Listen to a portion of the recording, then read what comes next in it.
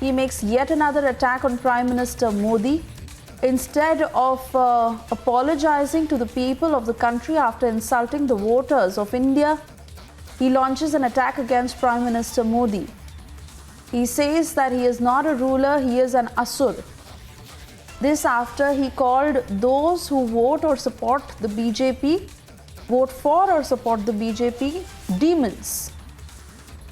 And now he comes out with the asur abuse against Prime Minister Modi. Let's listen in to what he said. राक्षस हो तुम लोग। Bharatiya Janata party को जो vote देता है और भारतीय जनता पार्टी का जो समर्थक है वो राक्षस प्रवृत्ति का व्यक्ति है। मैं आज महाभारत की इस धरती से श्राप देता हूं।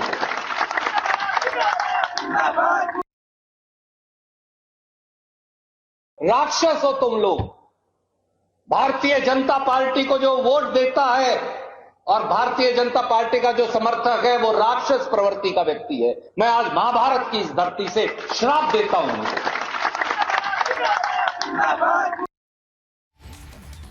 So one abuse after the other from Randeep Singh Surjewala, where he not just insults the voters of the country but launches yet another attack against Prime Minister Modi, calling him asur. In the meanwhile, BJP slams the Congress, saying that they must stop this politics of arrogance. Several responses that have come so far dissonant. I would only like to say that the statement made by Randeep Surjewala ji is a reflection of the sick mindset, anti-people mindset of the Congress party. By their statements, they keep on insulting the vibrant democracy of our country and the citizenry of our country. Mr. Rahul Gandhi gave a statement on the floor of the House where he uttered the words, Bharat Mata ki hatya ho gayi hai. Completely unacceptable by the people of our country.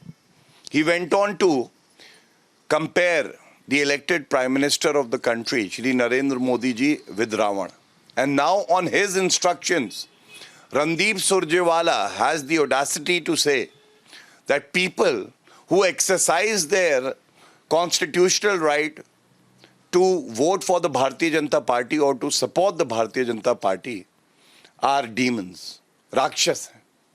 I would only say, जनता ही जनार्दन होती है.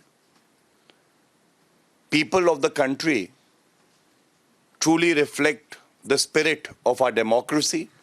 And if there is a demon in India, it is the Ghamandiya that has come together to be symbolic of all the devilish powers that exist. They don't respect India's democracy. They don't respect the Honorable Supreme Court. They don't respect the chair of the Prime Minister. They don't respect the Election Commission of India. And now they've started insulting the people of the country. Congress ने सारी हदें पार कर दी है. Congress party के नेता रणदीप सुरजेवाला, जो अफजल गुरु को तो अफजल गुरु जी कहते हैं और उनके पार्टी के नेता ओसामा जी और हाफिज सईद साहब कहते हैं, वो आज भारत की जनता को ही गाली देने लग गए हैं, वोटरों को ही गाली देने लग गए हैं.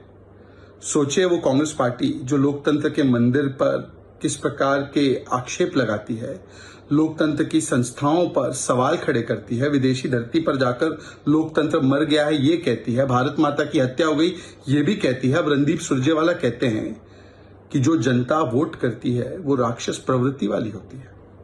भारतीय जनता पार्टी को समर्थन देने वाली जनता, जिसे हम सभी लोग जनता जनार्दन मानते हैं, ऐसे लगभग 23 करोड़ लोगों को कांग्रेस पार्टी राक्षस प्रवृत्ति का बताती. और यही नहीं, रणदीप सुरजेवाला कहते हैं कि मैं इन लोगों को श्राप देता हूं. मतलब भारत माता की हत्या की कामना भी करते हैं और भारत की जनता को श्राप भी देने का काम ये कर रहे हैं. अलग अलग चुनावों में वोटर जिस प्रकार से वोट करते हैं, करोड़ों लोगों ने भारतीय जनता पार्टी को समर्थन दिया है. ये जनता जनार्दन होती है, इसे भगवान का रूप माना जाता है लोकतंत्र में. परंतु कांग्रेस पार्टी इसी जनता को राक्षस प्रवृत्ति का बताती है. ये दिखाता है कि कांग्रेस पार्टी किस अहंकार में जी रही है. कभी ओबीसी समाज को गाली देना, प्रधानमंत्री पद को गाली देना, लोकतंत्र की संस्थाओं को गाली देना, और अब तो जनता को ही गाली देने का काम प्रारंभ कर दिया है कांग्रेस ने। इसलिए जनता ने भी मन बना दिया है कि 2024 में किसे आशीर्वाद देना है और किसे श्राप देना है। जब नाश मनुज पर छाता है, पहले विवेक मर जाता है। ये कांग्रेस है जिसके नेता कह रहे हैं कि जनता राक्षस है। क्या भारतीय जनता पार्टी को वोट देने वाले करोड़ों करोड़ लोग राक्षस है? सोनिया जी, राहुल जी, आप क्या मानते हैं? क्या आप सारी जनता को राक्षस मानते हैं? भारतीय जनता पार्टी, हम लोग जनता को अपना भगवान मानते हैं, और मैं भी हमेशा कहता हूं मध्य प्रदेश मेरा मंदिर है, उसमें रहने वाली जनता ही हमारी भगवान है।